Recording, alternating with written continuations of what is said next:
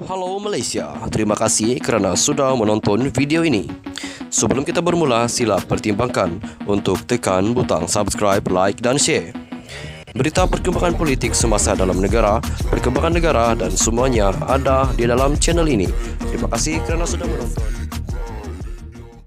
Hai halo Malaysia, selamat petang tuan-tuan dan puan-puan. Perkongsian berita hari ini dipetik daripada Free Malaysia Today. Tetapi sebelum itu, bagi anda yang baru pertama kali hadir di dalam channel ini, jangan lupa untuk tekan butang subscribe serta aktifkan juga lonceng notifikasi supaya anda tidak ketinggalan dengan perkongsian-perkongsian terkini, update-update terkini daripada channel ini berkaitan dengan berita-berita politik semasa. Lantik peguam persendirian, kendali bicara 1MDB Najib, peguam negara digesa. Para peguam menggesa, peguam negara melantik peguam persendirian untuk bekerjasama dengan timbalan pendakwa raya. Dalam perbicaraan 1MDB, Najib Razak melibatkan RM 2.28 bilion ringgit. Mereka berkata kepakaran dan pengalaman luar diperlukan untuk kes jenayah kolar putih kerana sifatnya yang rumit, banyak dokumentasi dan jangkauan rentas sempadan. Menurut mereka, kes ini juga menarik perhatian global kerana melibatkan bekas Perdana Menteri dan sejumlah besar dana awam. Mereka mengulas kenyataan peguam negara Idrus Harun bahawa perbicaraan 1MDB, Najib dan rayuan Rosma Mansor bagi kes rasuahnya kini dikendalikan timbalan pendakwa raya sepenuh masa. Idrus yang juga bertindak sebagai pendakwa raya berkata beliau mempunyai keyakinan penuh pendakwanya boleh mengambil ahli tugas tersebut. Beliau berkata demikian ketika ditanya sama ada peguam persendirian akan menggantikan bekas Hakim Mahkamah Persekutuan dan pendakwa raya ad hoc Gopal Sriram yang meninggal dunia Ahad lalu. Peguam Rafiq Rashid Ali berkata kes salah guna kuasa dan pengubahan wang haram 1MDB Najib membabitkan dakwaan jenayah terhadap negara dan orang awam. Sebagai pendakwa raya, Idrus harus ingat anak guamannya. Anak guamnya ialah rakyat Malaysia dan beliau mesti menjawab kepada mereka, katanya. Bekas pengurusi bersama Jawatan Kuasa Undang-Undang Jenayah Majlis Peguam itu berkata, mereka yang terlibat dalam skandal 1MDB telah didakwa dan didapati bersalah di Amerika Syarikat, tetapi bukannya di Malaysia. Beliau merujuk bekas pegawai bank Goldman Sachs Roger Ng yang disabitkan tuduhan rasuah oleh juri Amerika Syarikat April tahun lepas atas peranannya membantu menyeleweng ratusan juta dolar daripada 1MDB.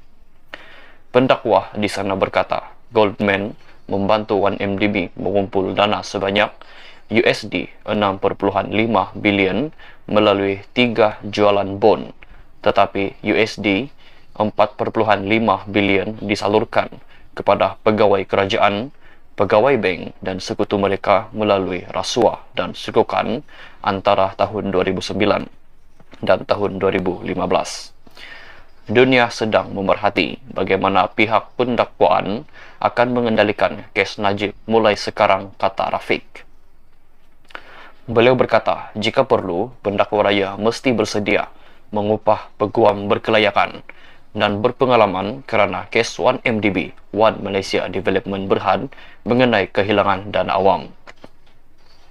Peguam Syed Iskandar Syed Jaafar berkata, Sriram tidak mengenakan sebarang bayaran kepada kerajaan apabila bekas peguam negara Tommy Thomas melantiknya untuk mendakwa dalam kes berkaitan 1MDB serta kes rasuah membabitkan Rosma pada Ogos tahun 2018. Bayaran guaman Sriram untuk pelanggan korporat dan individu dalam kes sivil agak tinggi. Bagaimanapun, beliau melakukan khidmat negara dengan tidak mengenakan bayaran 1 sen pun kepada pembayar cukai Malaysia, katanya. Kenyataan media yang dikeluarkan Thomas pada 31 Ogos 2018 mendedahkan Sriram tidak mengambil sebarang bayaran dan bertindak secara pro bono. Syed Iskandar berkata, peguam negara dan pendakwa raya perlu melantik peguam berpengalaman dengan minda lincah dan lidah tajam untuk menandingi pasukan pembelaan Najib yang sangat hebat. Peguam Guok Ngek Siong berkata, tiada peguam akan cuba mengendalikan kes 1MDB selain diberi imbuhan munasabah. Ia kes sukar dan rumit. Seorang peguam yang menyertai pasukan pendakwaan untuk memberi tumpuan kepada kes 1MDB mesti diberi pampasan atas kehilangan peluang menolak kes lain dalam amalan guaman pribadinya, katanya. Sri Ram bekerjasama dengan Timbalan Pendakwa Raya dari Jabatan Peguam Negara sejak tahun 2018 untuk menyeliah kertas siasatan dan mengenai pasukan pendakwaan dalam 3 kes.